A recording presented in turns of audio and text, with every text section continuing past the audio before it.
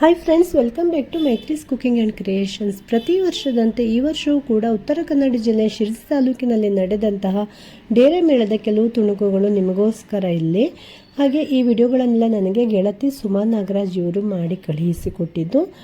ಹಾಗೆ ಇಲ್ಲಿ ಡೇರೆ ಮೇಳ ಅಂತಂದರೆ ಡೇರೆ ಅಷ್ಟೇ ಸಿಗೋದಿಲ್ಲ ಮಾರಾಟಕ್ಕೆ, ಎಲ್ಲ ಥರದ ಹೂವಿನ ಗಿಡಗಳು, ಅಲಂಕಾರಿಕ ಗಿಡಗಳು, ಹಾಗೆಯೇ ಅಲಂಕಾರಿಕ ವಸ್ತುಗಳು ಸಿಗುತ್ತೆ. ಬೇರೆ ಬೇರೆ ತಿಂಡಿಗಳನ್ನು ಕೂಡ ಮನೆಯಿಂದ ಮಾಡ್ಕೊಂಡು ಬಂದು ಇಲ್ಲಿ ಮಾರಾಟವನ್ನು ಮಾಡ್ತಾರೆ. ಏನು ಸಿಗುತ್ತೆ ಏನಿಲ್ಲ ಅಂತ ಹೇಳ್ಬೋದು, ಅಂದರೆ ಎಲ್ಲನೂ ಕೂಡ ಇಲ್ಲಿ ಸಿಗುತ್ತೆ. 2 ದಿನಗಳ ಕಾಲ ಈ ಕಾರ್ಯಕ್ರಮ ನಡೆಯುತ್ತೆ. ನಿನ್ನೆ ಮತ್ತು ಇವತ್ತು ಈ ಕಾರ್ಯಕ್ರಮವಿದ್ದಿತ್ತು. ತುಂಬ ಚೆನ್ನಾಗಿ ಇಲ್ಲಿ ಆಯೋಜನೆಯನ್ನು ಕೂಡ ಮಾಡಲಾಗತ್ತೆ. ಹಾಗೆ ಇವತ್ತಿನ ವಿಡಿಯೋದಲ್ಲಿ ಬಯೋ ಎನ್ಸೈಮನ್ನು ಯಾವ ರೀತಿಯಲ್ಲಿ ನಾವು ಮನೆಯಲ್ಲೇ ಸುಲಭವಾಗಿ ತಯಾರಿಸ್ಕೊಳ್ಬಹುದು ಎನ್ನುವುದನ್ನು ಸುಮಾ ನಾಗರಾಜ್ ಹಾಗೂ ತಂಡದವರು ಕಲಿಸಿಕೊಟ್ಟಿದ್ದಾರೆ. ಅದನ್ನು ಕೂಡ ನೀವು ನೋಡಿಕೊಂಡು ನಿಮ್ಮ ಮನೆಯಲ್ಲಿ ತಯಾರಿಸಿಕೊಳ್ಳಬಹುದು. ಸ್ವಲ್ಪನೇ ಬೆಲ್ಲ, ನೀರು, ಕಿತ್ಲೆಹಣ್ಣು ಸಿಪ್ಪೆ ಅಥವಾ ಲಿಂಬೆಹಣ್ಣು ಸಿಪ್ಪೆ, ಲಿಂಬೆಹಣ್ಣು ಹಿಂಡಿದಾದ್ರೂ ಸಿಪ್ಪೆ, ಇಷ್ಟನ್ನೇ ಬಳಸಿ ಮಾಡೋದು. ಯಾವುದೇ ಕೆಮಿಕಲ್ ಅಲ್ಲ, ಆರ್ಗ್ಯಾನಿಕ್, ಸೈಡ್ ಇಫೆಕ್ಟ್ಸ್ ಇಲ್ಲ.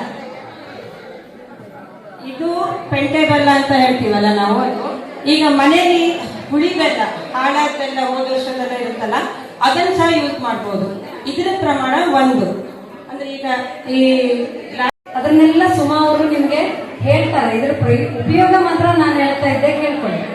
ಸುಮಾ ಅವರಿಗೆ ಜೊತೆ ನಾವು ಅವ್ರ ಸಹಯೋಗದಲ್ಲಿ ಮಕ್ಕಳಿಗೆ ನಾವು ಈಗ ಬೀಜಾರೋಪಣದಿಂದ ವೃಕ್ಷಾರೋಪಣ ಅಂತ ಅದ್ರ ಬಗ್ಗೆ ಒಂದು ಅವೇರ್ನೆಸ್ ಕೊಡ್ತಾ ಇರ್ತೇವೆ. ಹೀಗೆ ಅನೇಕ ತರದ ಕೆಲಸಗಳನ್ನು ಮಾಡ್ತೇವೆ ನಾವು. ಈಗ ನಾನು ಪೇಡ್ ಪಾನಿ ಪಾಲಿಥೀನ್ ಅಂತ ಅಂದೆ. ಪಾನಿ ಅಂದ್ರೆ ಈಗ ನೀರು ನಾವು ಹೇಗೆ ಅವಾಯ್ಡ್ ಮಾಡ್ಬೋದು, ಅಂದ್ರೆ ನಾವು ಹೇಗೆ ಸೇವ್ ಮಾಡಬಹುದು. ಈಗ ಬಟ್ಟೆಗಳನ್ನ ವಾಷಿಂಗ್ ಮಷೀನ್ ಅಲ್ಲೇ ಹಾಕುವಂಥದ್ದು. ಆದಷ್ಟು ನೀರನ್ನ ಬಕೆಟ್ ಅಲ್ಲಿ ಸ್ನಾನ ಮಾಡಿದಾಗ ಶಾವರ್ ಸ್ನಾನ ಮಾಡೋದಕ್ಕಿಂತ ನೀರು ಪ್ರಮಾಣ ನಾವು ಅದರಲ್ಲಿ ಕಡಿಮೆ ಮಾಡ್ತೇವೆ. ಅದಕ್ಕಾಗಿ ಅದನ್ನ ಹಂತದಲ್ಲಿ ನೀರನ್ನ ಯೂಸ್ ಮಾಡಿ ಅಂತ ಹೇಳ್ಬೋದು. ಇನ್ನೊಂದು, ಈಗ ಮನೆಗಳಿಗೆ ಗೆಸ್ಟ್ ಬರ್ತಾರೆ, ನಾವು ಸುಮ್ಮನೆ ಒಂದೊಂದು ಉದ್ದ ಲೋಟ ನೀರು ಕುಡಿತೀವಿ, ಬಟ್ ಅವರಷ್ಟು ಕುಡಿಯೋದೇ ಇಲ್ಲ. ಅರ್ಧ ಲೀಟರ್ ಹಾಗೆ ಇದು ಮಾಡ್ತೀವಿ. ನಾವು ಸಿಂಕಿಗೆ ತಗೊಂಡೋಗಿ ಅದನ್ನ ಹಾಕ್ಬಿಡ್ತೀವಿ. ಅದ್ರ ಬದಲಿಗೆ ಅವ್ರಿಗೆ ಎಷ್ಟು ಉಪಯುಕ್ತನೋ ಅಷ್ಟು ಅರ್ಧ ಲೋಟ ಕೊಡಿ, ಅರ್ಧ ಲೋಟ ನೀರನ್ನು ಕೊಡಿ, ಬೇಕಿದ್ರೆ ಮತ್ತೆ ಹಾಕಿ. ಈ ತರ ಈಗ ಏರಿಯೇಟರ್ ಅಳವಡಿಕೆ ಅಂತ ನಾವು ಅದನ್ನ ಅಭಿಯಾನ ಅಂತ ಮಾಡ್ತೇವೆ. ಯಾಕೆಂದ್ರೆ ಅದರಲ್ಲಿ ನಾವು ಏರಿಯೇಟರ್ ಅನ್ನ ಟ್ಯಾಪ್ ಗಳಿಗೆ ಅಳವಡಿಸಿದಾಗ ಅದರಲ್ಲಿ ಬರುವ ಪ್ರಮಾಣ, ನೀರಿನ ಪ್ರಮಾಣ ಕಮ್ಮಿ ಇರುತ್ತೆ. ಅದರಿಂದ ನಾವು ನೀರನ್ನ ಹೌ ಟು ಸೇವ್ ವಾಟರ್ ಅಂತ ಅನ್ನೋದನ್ನು ನಾವು ಮಾಡ್ಬೋದು. ಹೀಗೆ ಅನೇಕ ಕೆಲಸಗಳನ್ನ ನಾವು ಮಾಡ್ತಾ ಇರ್ತೇವೆ. ಈಗ ರೈನ್ ವಾಟರ್ ಹಾರ್ವೆಸ್ಟಿಂಗಿಗೆ ನಾವು ಉತ್ತೇಜನ ಕೊಡುವಂಥದ್ದು. ಈಗ ಎಷ್ಟೊಂದು ಸುಮ್ಮನೆ ಮಳೆ ನೀರು ಹಾಗೆ ಹೋಗಿಬಿಡುತ್ತೆ ಗಟಾರಗಳಲ್ಲಿ, ಅದ್ರ ಬದಲಿಗೆ ರೈನ್ ವಾಟರ್ ಸಿಸ್ಟಮ್ ಅನ್ನು ಅಳವಡಿಸಿ ಮನೆಗೆ ಅಂತ ಹೋಗೋದು, ಸೋಲಾರ್ ಪ್ಲಾಂಟ್ ಗಳನ್ನ ಅಳವಡಿಸಿ ಮನೆಯಲ್ಲಿ ಅಂತ ಹೇಳುತ್ತೆ. ಈ ತರ ಒಂದು ಅವೇರ್ನೆಸ್ ಗಳನ್ನ ನಾವು ಮಾಡ್ತಾ ಇರ್ತೇವೆ. ಅಂದ್ರೆ ಈಗ ಪ್ಲಾಸ್ಟಿಕ್ ಅನ್ನೇ ರೀಯೂಸ್ ಮಾಡುವಂಥದ್ದು. ಈಗ ಕೆಲವೊಂದು ಪ್ಲಾಸ್ಟಿಕ್ ಗಳಿಗೆ ಸಿಂಗಲ್ ಯೂಸೇಜ್ ಪ್ಲಾಸ್ಟಿಕ್ ದಯವಿಟ್ಟು ಯಾರು ಯೂಸ್ ಮಾಡಬೇಡಿ ಅಂತ. ಯಾಕೆ ಅಂದ್ರೆ ಅದು ರೀಸೈಕಲ್ ಆಗಲ್ಲ. ರೀಸೈಕಲ್ ಆಗುವಂತದನ್ನ ನಾವು ಯೂಸ್ ಮಾಡಿ ಅಂತ ನಾವು ಹೇಳ್ತೇವೆ. ಈಗ ಅವ್ರು ಹೇಳಿದಂಗೆ ಎಕ್ಸಾಂಪಲ್ ಅವರೇ ಇದ್ದಾರೆ, ಅವ್ರಿಗೆ ಕೂದಲು ಸಹ ಇದನ್ನ ಹಚ್ಕೊಂಡು ಸ್ನಾನ ಮಾಡ್ತಾ ಇದ್ದಾರೆ ಅಂದ್ರೆ ನೀವು ಯೋಚನೆ ಮಾಡಿ ಎಷ್ಟು ವರ್ಷದಿಂದ 17-20 ಮಾಡಿದ್ರು ನಿಮಗೆ ಅದು ಮತ್ತೆ ಅದು ಸೆಲ್ಫಿ ಒಂದು ಇದು ಕೇಳುತ್ತೆ. ನೀವು ಗಿಡ ನೆಡುವಾಗನೋ ಅಥವಾ ಯಾವುದೇ ಒಂದು ಪರ್ಯಾವರಣಕ್ಕೆ ನೀವು ಕೆಲಸ ಮಾಡಿದ್ದನ್ನ ಅದರಲ್ಲಿ ಫೋಟೋ ಅಪ್ಲೋಡ್ ಮಾಡಿದಾಗ ನಿಮಗೆ ಒಂದು ಈ ಸರ್ಟಿಫಿಕೇಟ್ ಅಂತ ಬರುತ್ತೆ. ಇದು ಭಾರತ ಸರ್ಕಾರ, ಅರಣ್ಯ ಇಲಾಖೆ ಮತ್ತೆ ಹವಾಮಾನ ಇಲಾಖೆ ನಮ್ಮ ಸಂಘದ ಜೊತೆಗೆ ನಾವು ಮಾಡಿರುವಂತ ಒಂದು ಯಾವುದೇ ತಗೊಳ್ಳಿ, ಅದರಲ್ಲಿ ಸಿಟ್ರಸ್ ಇರುವಂತ ಯಾವುದೇ ಹಣ್ಣು, ಕಂಚಿ ಹಣ್ಣಾಗ್ಲಿ, ಕಿತ್ಲೆ ಹಣ್ಣು ಸಿಪ್ಪೆ ಆಗಲಿ ಅಥವಾ ನಿಂಬೆಹಣ್ಣು ಸಿಪ್ಪೆ ಆಗಲಿ, ಮುಸುಮೆಹಣ್ಣು ಸಿಪ್ಪೆ ಆಗಲಿ, ಅದು 3 ಪ್ರಮಾಣ. ಈಗ ನನ್ನ ಹತ್ರ ಸದ್ಯಕ್ಕೆ ನಾನು ಹೊಂದಿದೆ. ಇದು 3 ಪ್ರಮಾಣದಲ್ಲಿ ಅದರ ಸಿಪ್ಪೆಯನ್ನ ಹಾಕುವಂಥದ್ದು. ಗಜಲಿಂಬೆ, ಯಾವುದೇ ಸಿಟ್ರಸ್ ಇರುವಂತ ಫುಡ್ ಹಣ್ಣು, ಅದರ ಸಿಪ್ಪೆಯನ್ನ 3 ಪ್ರಮಾಣದಲ್ಲಿ, ಅಂದ್ರೆ 1 ಬೆಲ್ಲ, ಇದು 3 ಸಿಪ್ಪೆಗಳು, ಹಾಗೆ 10 ಪ್ರಮಾಣ ನೀರು.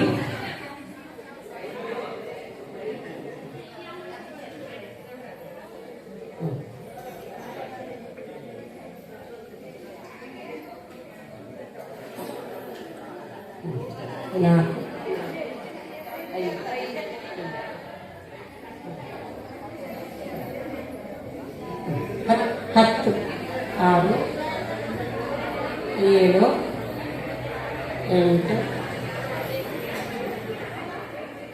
9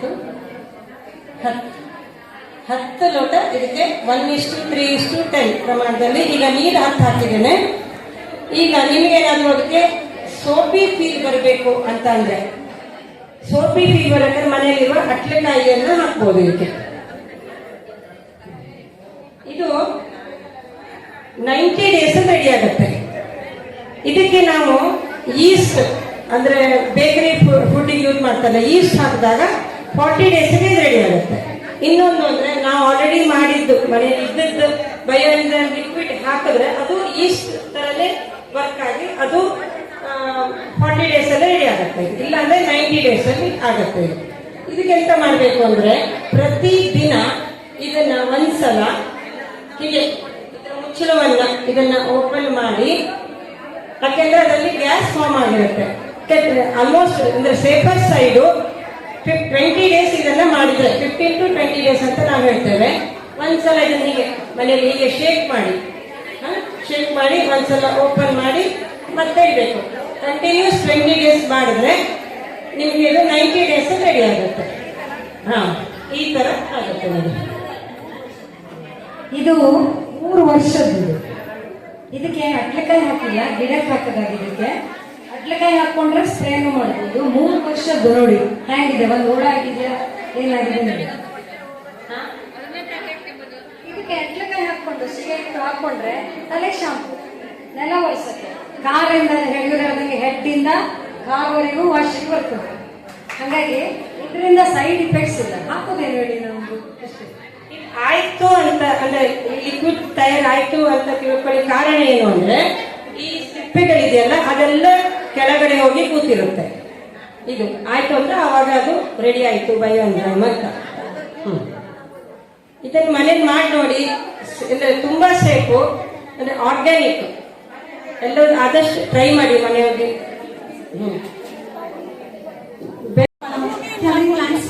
ಬೆಳೆಸೋದ್ರ ಬಗ್ಗೆ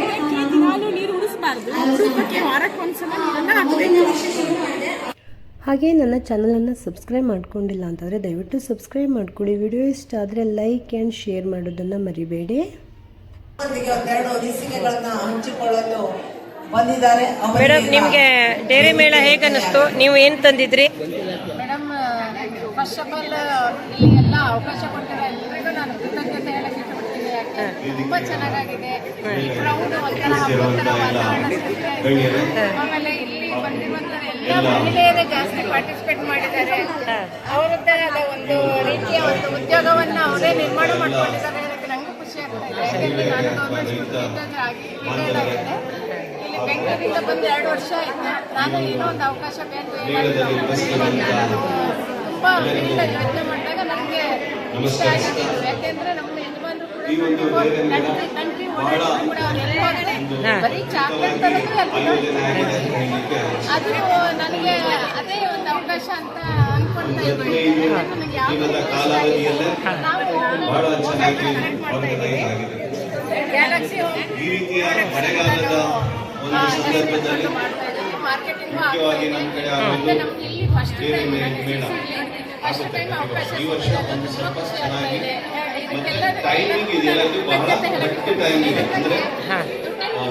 ಇನ್ನೊಂದು ಮಹಿಳೆಯಾಗಿ ಹೋಗಲ್ಲ.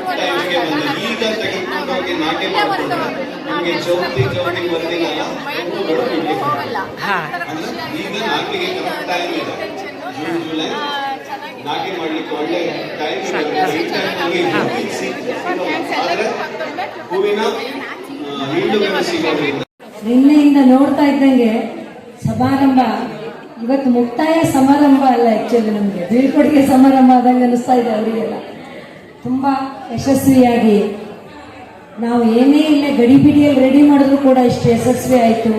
ಮುಂದಿನ ದಿವಸದಲ್ಲಿ ಇನ್ನೂ ಪೂರ್ವ ತಯಾರಿ ಮಾಡಿಕೊಂಡು ಬರಲಿಕ್ಕೆ ಅವರಿಗೆ ಒಂದು ದಾರಿಯಾಗಿದೆ ಅಂತ ಹೇಳ್ತಾ ಇವತ್ತಿನ ಈ 2 ದಿವಸದ ಕಾರ್ಯಕ್ರಮದ ಮುಕ್ತಾಯ ಸಮಾರಂಭದ ಸಭಾ ಕಾರ್ಯಕ್ರಮಕ್ಕೆ ವೇದಿಕೆಯಲ್ಲಿ ಹಸೀನರಾದಂಥ ಎಲ್ಲ ಗಣ್ಯರನ್ನು ಸ್ವಾಗತಿಸುತ್ತಾ ಮೊಟ್ಟ ಮೊದಲನಾಗಿ ಶ್ರೀ ವಿಶ್ವಾಸ್ ಪುಂಡಲಿಕ್ ಬಲ್ಸೆ ಚವತ್ತಿ ಅವರು, ಮಾನ್ಯ ಉಪಾಧ್ಯಕ್ಷರು TRC ಬ್ಯಾಂಕ್ ಸಿರ್ಸಿ ಅವರು, ಅವರನ್ನ ನಿಮ್ಮೆಲ್ಲರ ಪರವಾಗಿ ಸ್ವಾಗತಿಸುತ್ತಾ ಅವ್ರ ಪರವಾಗಿ ಒಂದೆರಡು ಮಾತನ್ನು ಹೇಳಬೇಕು. ನನಗೆ ನಿನ್ನೆ ಗೊತ್ತಿರಲಿಲ್ಲ ಅವರು ಯಾರು ಅಂತ, ಬಟ್ ನಿನ್ನೆ ಕಡ್ಡಾಯವಾಗಿ ಮನೇಲಿ ಇಟ್ಕೊಳ್ಬೇಕಾಗ್ತದೆ. ಡೈಟಾನಿಯಂ 45 ಒಂದು ಶಿಲೀಂಧ್ರನಾಶಕ ಅದು ಮನೆಯಲ್ಲಿ ಇರಬೇಕು. ಯಾಕೆಂತಂದರೆ ಅದು ಭಾಳ ಹಾನಿಕಾರಕ, ಅತ್ಯಂತ ವಿಷಕಾರಕವಾಗಿರುವಂಥ ಕೆಮಿಕಲ್ ಅಲ್ಲ. ಎರಡನೇದು ತುತ್ತಸುಣ್ಣ ಅಂತೂ ನಾವು ಇಟ್ಕೊಂಡೇ ಇರ್ತೀವಿ. ಆಮೇಲೆ ಮೂರನೇದು ಬೇವಿನ ಎಣ್ಣೆ ಸಾಮಾನ್ಯವಾಗಿ 10,000 ppm ಇದ್ದರೆ ತುಂಬ ಒಳ್ಳೆಯದು. ಅದಕ್ಕೂ ಕಡಿಮೆ ಇದೆ ಅಂತಂದರೆ ಇಟ್ಕೊಳ್ಳೋಕೆ ಅಡ್ಡಿಲ್ಲ. ಕ್ವಾಂಟಿಟಿ ಸ್ವಲ್ಪ ಜಾಸ್ತಿ ಹಾಕ್ಕೊಂಡು ಸ್ಪ್ರೇ ಮಾಡಿಕೊಂಡ್ರೆ ರೋಗ ನಿಯಂತ್ರಿತ ರೋಗ ಮತ್ತು ಕೀಟಗಳ ಬಾಧೆಯನ್ನು ಕಂಟ್ರೋಲ್ ಮಾಡ್ಬೋದು. ನಮಗೆ ಮಳೆಗಾಲ ಮುಗಿತಾ ಬಂತು ಅಂದ ಕೂಡಲೇ ಈ ಹಿಟ್ಟು ತಿಗಣೆಗಳ ಕಾಟ ಜಾಸ್ತಿ ಆಗ್ತದೆ. ಹಿಟ್ಟು ತಿಗಣೆ ಅಂತಂದರೆ ನಿಮ್ಗೆ ಗೊತ್ತಾಗ್ಬೋದು, ಬಿಳಿದಾಗಿ ಹಿಟ್ಟಿನ ಮೇಲ್ಗಡೆ ಹಿಟ್ಟು ಇರ್ತವೆ, ಒಳಗಡೆ ತಿಗಣೆ ಹೋಗ್ತಾ ಇರ್ತವೆ. ಅದು ಸಾಮಾನ್ಯವಾಗಿ ನಮ್ಮ ಮನೆ ಅಂಗಳದಲ್ಲಿರುವಂಥ ಎಲ್ಲ ಹೂ ಗಿಡಗಳಿಗೂ ಹಾನಿಯನ್ನು ಉಂಟು ಮಾಡುವಂಥದ್ದು. ಇದರ ಹಾನಿಯನ್ನು ನಾವು ನಿಯಂತ್ರಣ ಮಾಡ್ಕೋಬೇಕು ಅಂತ ಅಂದಾಗ ಮೊದಲನೇದಾಗಿ ಬೇವಿನ ಎಣ್ಣೆಯ ಬಳಕೆ ಅತಿ ಅವಶ್ಯಕ. ಯಾಕೆಂತಂದ್ರೆ ನಾವು ಮನೆ ಮುಂದ್ಗಡೆ ಇಟ್ಕೊಂಡಿರೋದ್ರಿಂದ ಬೇರೆ ಕೆಮಿಕಲ್ ಅಂದರೆ ಪೆಸ್ಟಿಸೈಡ್ಸ್ನಲ್ಲಿ ಎರಡು ರೀತಿ ಪೆಸ್ಟಿಸೈಡ್ಸ್ಗಳು ಬರ್ತವೆ. ಬಹಿರ್ವ್ಯಾಪಿ ಮತ್ತು ಅಂತರ್ವ್ಯಾಪಿ ಕೀಟನಾಶಕಗಳು. ನಾವು ಹೆಚ್ಚಾಗಿ ಬಳಸಬೇಕಾಗಿದ್ದು ಬಹಿರ್ವ್ಯಾಪಿ ಕೀಟನಾಶಕಗಳು. ಹಾಗೆ ಶಿಲೀಂಧ್ರನಾಶಕಗಳು, ಹಾಗೆ ಬಹಿರ್ವ್ಯಾಪಿ ಶಿಲೀಂಧ್ರನಾಶಕಗಳನ್ನು ನಾವು ಮನೆ ಸುತ್ತಮುತ್ತ ಇರೋದ್ರಿಂದ ಮನೆಯ ವಾತಾವರಣಕ್ಕೂ ಹಾನಿ ಉಂಟಾಗಬಾರ್ದು. ಆ ರೀತಿ ದೃಷ್ಟಿಯನ್ನು ಇಟ್ಕೊಂಡು ನಾವು ಇದನ್ನು ಮಾಡಬೇಕಾಗ್ತದೆ. ಇಂದಿನ ನಾನು ಹೆಚ್ಚಿಗೆ ಮಾತಾಡೋಕ್ಕೆ ಹೋಗೋದಿಲ್ಲ. ಯಾಕೆಂತಂದ್ರೆ ತುಂಬ ಮಾತಾಡೋಕ್ಕೆ ಹೋದ ಕೂಡಲೇ ನಿಮಗೂ ಬೋರ್ ಆಗ್ತವೆ, ನನಗೂ. ಅವ್ರ ಹೆಸರು ಹೇಳಲೇಬೇಕು. ನಾ ಇವತ್ತು ಅವ್ರ ಮನೆಗೆ ಹೋದ್ರು ಇದು ತಗೋ ಅಂತ ನನಗೆ ಹೆಚ್ಚು ಕಡಿಮೆ ಒಂದು 60-70 ಹೇಳಿಕೊಟ್ರು. ನಾನು ತರಕ್ಕೆ ಹೋಗಿದ್ದು 3 ಅಥವಾ 4. ಆ ವರ್ಷ ನಮ್ಮನೇಲಿ ನಿಮಗೆ ಬೇಕಾದರೆ ಫೋಟೋ ತೋರಿಸ್ಬೋದು. ಆ ವರ್ಷ ನಮ್ಮನೆ ಅಂಗಳದಲ್ಲಿ ಒಂದು 10x10 ಅಂಗಳದಲ್ಲಿ ಹೂವಾಗಿದ್ದು ನೋಡಿ, ಆನಂತರ ಕೆಲವೊಂದು ಕಡೆ ಎಲ್ಲ ಹೇಳೋದು ನೋಡಿ, ಒಂದು ಹಿಳ್ಳು ಕೊಡು ಅಂದರೆ ಇಲ್ಲ, ಈಗ ಹಿಳ್ಳು ತೆಗೆಯೋದಿಲ್ಲ, ಕೊಳತು ಹೋಗ್ತದೆ ಅನ್ನೋದು, ಅಥವಾ ಮುಂದಿನ ವರ್ಷ ಕೊಡ್ತೆ ಅನ್ನೋದು, ಈ ಥರದ್ದೆಲ್ಲ ನಾವೆಲ್ಲ ಆಡು ಭಾಷೆಯಲ್ಲಿ ಕೇಳ್ತೀವಿ. ಇದನ್ನೆಲ್ಲ ನೋಡಿದಾಗ ನಾನು ವೇದಕ್ಕನಿಗೆ ಒಂದು ಐಡಿಯಾ ಬಂತು. ಯಾಕೆ ಇದರಿಂದ ಒಂದು ಆದಾಯನೂ ಆಗಬಾರ್ದು, ಮತ್ತು ನಮ್ಮಲ್ಲಿರುವಂಥ ಡೇರೆ ಗಿಡಗಳಲ್ಲಿ ಯಾಕೆ ಎಕ್ಸ್ಚೇಂಜು ಆಗಬಾರ್ದು ಅಂತ ನಾನು ವೇದಕ್ಕೆ ಚರ್ಚೆ ಮಾಡುವಾಗ ಒಂದು ಫಸ್ಟ್ ಡೇರೆ ಮೇಳ ಮಾಡಿದ್ವಿ. ಆ ಡೇರೆ ಮೇಳದ ಅನುಭವನ ಹತ್ರ ನಿಮ್ಮಲ್ಲಿ ಹಂಚ್ಕೊಳ್ಳೇಬೇಕು. ಯಾಕೆಂದರೆ ಫಸ್ಟ್ ಡೇರೆ ಮೇಳ ಅಂತೆಲ್ಲ ಹೇಳ್ಕೊಂಡ್ವಿ. ಆವಾಗ ನಮಗೆ ಯಾರು ಈ ಥರ ಸಂಘಟಕರು ಸಿಗಲಿಲ್ಲ, ಯಾರೂ ಇಲ್ಲ, ಆದರೂ ಬಿಡಲಿಲ್ಲ, ಮಾಡಿದ್ವಿ. ಮಾಡಿದ ಮೇಲೆ ಡೇರೆ ಮೇಳ ದಿವಸ ಬೆಳಗ್ಗೆ ಬಂದರೆ ಇಡೋರ್ಕಿಂತ ಜಾಸ್ತಿ ಖರೀದಿ ಮಾಡೋರಿದ್ರು. ಇಡೋರು ಇರಲೇ ಇಲ್ಲ, ಲೆಕ್ಕ ಮಾಡಿದ್ರು. ಏನು ಮಾಡೋದು? ವೇದಕ್ಕನ ಮನೆಗೆ ಟ್ರ್ಯಾಕ್ಟರ್ ಇತ್ತು, ಲಾರಿ ಇತ್ತು. ವೇದಕ್ಕನ ಮನೆ ಅಂಗಳ ಡೇರೆ ಗಿಡ ಅಷ್ಟು ತಂದಿಟ್ಟು ವೇದಕ್ಕ ಮಾರಾಟಕ್ಕೆ ಇಟ್ಟಿದ್ದಲ್ಲ, ಅನಿವಾರ್ಯವಾಗಿ ಇಟ್ಟಿದ್ದು ಅವತ್ತು. ಅದು ಫಸ್ಟ್ ಪ್ರೇರಣೆ. ಹಾಗಾಗಿ ಅವತ್ತು ನಮ್ಮನೇಲೂ ಅಂಗಳದಲ್ಲಿ ಕೊಡುವಂಥದ್ದಿರಲಿಲ್ಲ, ನೆಲಕ್ಕೆ ಹಾಕಿದ್ದೆ. ವೇದಕ್ಕನ ಮನೆ ಡೇರೆ ಗಿಡಗಳು ಅಷ್ಟು ಅವತ್ತು ಒಂದೇ ದಿವಸಕ್ಕೆ ಖಾಲಿ ಆಯಿತು. ಆ ನಂತರದಲ್ಲಿ ಬಿಡಿ 1-2 ವರ್ಷದಲ್ಲಿ ಸ್ವಲ್ಪ ಕಡಿಮೆ ಹೆಚ್ಚು. ಅದ್ರ ಮಧ್ಯದಲ್ಲಿ ರಾಮಕೃಷ್ಣ ಹೆಗಡೆಯವರು TSS ಇದ್ದಾಗ ಕೂಡ ನಾವು TSS ಅಲ್ಲೂ ಮಾಡಿದ್ವಿ. ಆನಂತರ ಈ ವರ್ಷ ನಮಗೆ ಇಲ್ಲೇ ಮಾಡಿ ಅಂತ ಪ್ರೀತಿಯಿಂದ ಕರೆ ಕೊಟ್ಟಿದ್ದಕ್ಕೆ ವೇದಕ್ಕನ ಮುಖಾಂತರ ನಾವು ಎಲ್ಲ ಉಮೇದಿಂದ ಮತ್ತು ಬಂದವರು ಎಲ್ಲ ಕೂಡ ತುಂಬ ಆಸಕ್ತಿಯಿಂದ ವಸ್ತುಗಳು ಸರಿಯಾಗಿ ಇನ್ನೊಂದು ಸ್ವಲ್ಪ ನಾನು ಈಗಷ್ಟೇ ಮಾತಾಡ್ತಿದ್ದೆ, ಅದಕ್ಕೆ ಸರಿಯಾಗಿ ಇನ್ನು ಮಾಹಿತಿ ಕೊಡಬೇಕು ತಿಂಡಿ ತಿನಿಸುಗಳಿಗೆ ಅಂತ. ಸುಮಾರಿಗೆ ಮಾಹಿತಿ ಗೊತ್ತಿಲ್ಲ. ಇಲ್ಲಿ ಹಲಸಿನ ಸೊಳೆದು ಪಲ್ಯ ಮಾಡಿದ್ದಾರೆ, ಹಲಸಿನಕಾಯಿ ಹಾಕಿ ಕೆಸುವಿನ ಸೊಪ್ಪು ಹಾಕಿ, ಅದು ಮರಕೆಸು, ಇದೆಲ್ಲ ಬರೀಬೇಕು ಅಂತ ನಾನು ಹೇಳಿದೆ. ಮುಂದಿನ ದಿವಸದಲ್ಲಿ ಇನ್ನು ತಿಂಡಿ ಐಟಮ್ಗಳಿಗೆ ಅಥವಾ ಗಿಡಗಳಿಗೆ ಸರಿಯಾದ ಮಾಹಿತಿಯನ್ನು ಕೊಡಿ. ಒಂದೆರಡು ಸಣ್ಣ ಪುಟ್ಟ ಮಾತುಗಳು ದೊಡ್ಡ ಡೇರೆ ಅಂತ ಕೊಟ್ಟಿದ್ದು ಚಿಕ್ಕದಾಗಿದೆ ಅನ್ನೋದು ಕೂಡ ನಮ್ಮಲ್ಲಿ ಬಂತು. ಹೆಚ್ಚಿನವ್ರು ಮಾಡ್ಲಿಕ್ಕಿಲ್ಲ, ಎಲ್ಲೋ ಅಪ್ಪಿತಪ್ಪಿ ಆಗಿರ್ಬೇಕು. ಇನ್ನು ಮುಂದಂತೂ ತುಂಬಾ ಗಮನ ಕೊಡಿ ಅಂತ ತಮ್ಮೆಲ್ಲ ಕೇಳ್ಕೊಳ್ತಾ, ಮುಂದಿನ ದಿವಸದಲ್ಲೂ ಇದೇ ರೀತಿ ತರಕಾರಿಗಳನ್ನು ಬೆಳೀರಿ, ಅದಕ್ಕೂ ಕೂಡ ಮಾರಾಟಕ್ಕೆ ಅವಕಾಶ ಮಾಡಕ್ ಪ್ರಯತ್ನ ಮಾಡೋಣ ನಾವು ನೀವು ಸೇರಿ ಅಂತ ಹೇಳ್ತಾ ಪ್ರಾಸ್ತಾವಿಕವಾಗಿ ಮಾತಾಡ್ಲಿಕ್ಕೆ ಅವಕಾಶ ಮಾಡ್ಕೊಂಡಂತ ತಮ್ಗೆಲ್ಲರಿಗೂ ಧನ್ಯವಾದ. ನಮ್ಮ ದೇವರ ಪೂಜೆಗೆ ಬೇಕಾಗ್ತವೆ ಅಂತ ಹೂ ಬೆಳೆಯೋದು ಪ್ರಾರಂಭ. ಹಾಗೆ ಬೆಳೀತಾ ಬೆಳೀತಾ ಈ ಹೂ ಬೆಳೆಯೋದ್ರಿಂದ, ಮನೆ ಅಂಗಳದಲ್ಲಿ ಹಸಿರು ಇರೋದರಿಂದ ಮನಸ್ಸಿಗೆ ಸಮಾಧಾನ, ಶಾಂತಿ ಸಿಗುತ್ತೆ ಅನ್ನೋದು ನಾವು ಕಂಡುಕೊಂಡು, ಆ ಒಂದು ಸಮಾಧಾನ ಶಾಂತಿಗಾಗಿ ಎಲ್ಲೋ ಮಾರುಕಟ್ಟೆಯಲ್ಲಿ ಅದು ಸಿಗೋದಲ್ಲ, ಮನೆಯಲ್ಲೇ ಸಿಗುವಂತಹದ್ದು. ಅಂತಹ ಒಂದು ಮನಃಶಾಂತಿಗಾಗಿ ಆ ಹೂ ಬೆಳೆ ಪ್ರಾರಂಭ ಆಯಿತು. ಮುಂದೆ ಇದೊಂದು ದೊಡ್ಡ ಉದ್ಯಮವಾಗಿಯೂ ಬೆಳೀತು. ಒಂದು ಸಣ್ಣ ಅಂದಾಜಿನ ಪ್ರಕಾರ ಜಗತ್ತಿನಾದ್ಯಂತ ಹೂ ಮಾರುಕಟ್ಟೆಯ ಸರಾಸರಿ ಒಂದು ದಿನದ ಆದಾಯ $4,500 ಕೋಟಿ. ಒಂದು ದಿನದ ಆದಾಯ ಹೂ ಮಾರಾಟದಿಂದ ಬರುವಂಥದ್ದು. ನೆದರ್ಲ್ಯಾಂಡ್ನ ಆಮ್ಸ್ಟರ್ಡ್ಯಾಮ್ ಅತ್ಯಂತ ದೊಡ್ಡ ಮಾರುಕಟ್ಟೆ. ಆ ಮಾರುಕಟ್ಟೆ ಸಾಮಾನ್ಯವಾಗಿ ನಾನು ನೋಡಿಲ್ಲ, ನಾನು ಕೇಳಿರೋದು, ನಾನು ಓದಿರೋದು. ಸಾಮಾನ್ಯವಾಗಿ 15 ಕಿಲೋಮೀಟರ್ ವ್ಯಾಪ್ತಿಯಲ್ಲಿ ಅದೊಂದು ಹೂವಿನ ಮಾರುಕಟ್ಟೆ.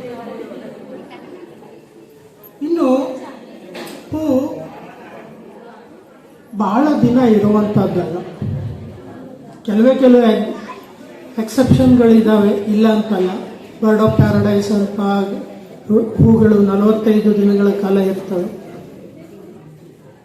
ಆದರೆ ಸಾಮಾನ್ಯವಾಗಿ ಹೂಗಳು 1-2 ದಿನದಲ್ಲಿ ಅರಳಿ ಹೋಗುವಂಥ ಹೂಗಳು. 1-2 ದಿನ, ಹೆಚ್ಚು ಅಂತಂದರೆ ನಾವು ಹೂದಾನಿಯಲ್ಲಿ ಹಾಕಿಟ್ಕೊಂಡ್ರೆ 8ರಿಂದ 10 ದಿನ ಅದನ್ನು ಉಳಿಸ್ಕೋಬೋದು. ಕೆಲವು ಹೂಗಳನ್ನು, ಆರ್ಕಿಡ್ನಂಥ ಹೂಗಳನ್ನು 65 ದಿನ 70 ದಿನಗಳವರೆಗೆ ಉಳಿಸ್ಕೋಬೋದು. ಆದರೆ ಎಲ್ಲ ಹೂಗಳು ಹಾಗೆ ಉಳಿಯೋದಿಲ್ಲ. ಹೂವಿನಲ್ಲಿ ಮುಖ್ಯವಾಗಿ 3 ವಿಧವನ್ನು ಮಾಡ್ತೀವಿ. ಮೊದಲನೇದಾಗಿ ಬಿಡಿ ಹೂಗಳು. ನಾವು ಬಿಡಿ ಹೂಗಳು ಅಂತಂದ್ರೆ ಯಾವುದಂತ ಹೇಳ್ಬೋದು? ನಾನು ನಿಮ್ಮನ್ನು ಇನ್ವಾಲ್ವ್ ಮಾಡ್ಕೊಂಡು ಮಾತಾಡೋಕ್ಕೆ ಇಷ್ಟಪಡ್ತೀನಿ. ನಾನು ಒಬ್ಬನೇ ಮಾತನ್ನು ನಾನು ಆಡೋದಕ್ಕೆ ಇಷ್ಟಪಡೋದಿಲ್ಲ. ಬಿಡಿ ಹೂಗಳು ಮಲ್ಲಿಗೆ, ಕನಕಾಂಬರ, ಸ್ಫಟಿಕ ಇವೆಲ್ಲ ಬಿಡಿ ಹೂಗಳು. ಸೇವಂತಿಗೆನೋ, ಕೆಲವು ಸೇವಂತಿಗೆಗಳು ಬಿಡಿ ಹೂಗಳಾಗ್ತವೆ. ಚೈನಾ ಎಸ್ಟರ್ಗಳು ಇವೆಲ್ಲ ಬಿಡಿ ಹೂಗಳಾಗಿ ಮಾರಾಟ ಆಗ್ತವೆ. ನಂತರ ಕತ್ತರಿಸಿದ ಹೂಗಳು ಅಂತ ಇನ್ನೊಂದು ವಿಭಾಗವನ್ನು ಮಾಡ್ತಾರೆ. ಈ ಕತ್ತರಿಸಿದ ಹೂಗಳು ಅಂತಂದರೆ ಉದ್ದ ದಂಟು ಇರಬೇಕು. ದಂಟು ಕನಿಷ್ಠ 1 ಅಡಿಗಿಂತ ಜಾಸ್ತಿ ಇರಬೇಕು. ಆ ದಂಟು ಕನಿಷ್ಠ 1 ಅಡಿಗಿಂತ ಜಾಸ್ತಿ ಇರಬೇಕು. 60 ಸೆಂಟಿಮೀಟರ್ ಅಂತಂದರೆ 2 ಅಡಿಗಿಂತ ಜಾಸ್ತಿ ಡಿವೈಡ್ ಮಾಡಬೇಕು. ಅದೇ ಈಗ ನೀವು ದಾಸವಾಳ ಎಲ್ಲ ಮಾಡಲಿಕ್ಕೊಂಡ್ರೆ ಬಹಳ ಕಷ್ಟ ಆಗುತ್ತೆ. ಅಂದ್ರೆ ಮನೆ ಸ್ಫೂರ್ತಿ ಬೆಳ್ಕೊಳ್ಬೋದು. ಕಮರ್ಷಿಯಲ್ ಆಗಿ ಅದನ್ನ ಮಾಡಲಿಕ್ಕೆ ಅಥವಾ ನಾವು ಸಸಿಯನ್ನ ಮಾಡಿ ಮಾರಲಿಕ್ಕೆ ಮಾಡ್ತೇವೆ ಅಂತಂದ್ರೆ ಸ್ವಲ್ಪ ಟಫ್ ಆಗುತ್ತೆ ಈ ಒಂದು ವಾತಾವರಣಕ್ಕೆ. ಅಷ್ಟು ಈ ಮಳೆಗಾಲದಲ್ಲಿ ಅದು ಹೋಗ್ಬಿಡುತ್ತೆ. ದಾಸವಾಳ ಬಹಳಷ್ಟು ನೀರು ಬಿದ್ದರೆ, ಆ ಗಿಡದ ಬುಡಕ್ಕೆಲ್ಲ ನೀರು ಬಿದ್ದರೆ ಬೇರು ಕೊಳೆಯೋದು, ಎಲೆ ಉದುರುವುದು ಎಲ್ಲ ಆಗ್ಬಿಡುತ್ತೆ. ಅದರಿಂದಾಗಿ ನಮ್ಮ ಭಾಗಕ್ಕೆ ಆಗುವಂತಹ ಗಿಡಗಳನ್ನು ನಾವು ಬೆಳ್ಕೊಂಡು ಕಾಳೀಸರ